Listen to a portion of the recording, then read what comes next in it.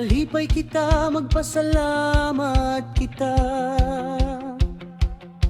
sa iyang kaayuog, sa iyang kaluoy. Ang kalipay magapuno sa atong kasing-kasing.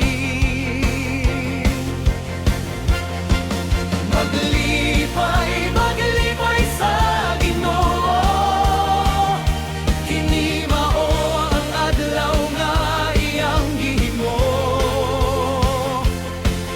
Maglipay, maglipay sa Ginoo, pagpasalamat kay siya, maayo ka nato.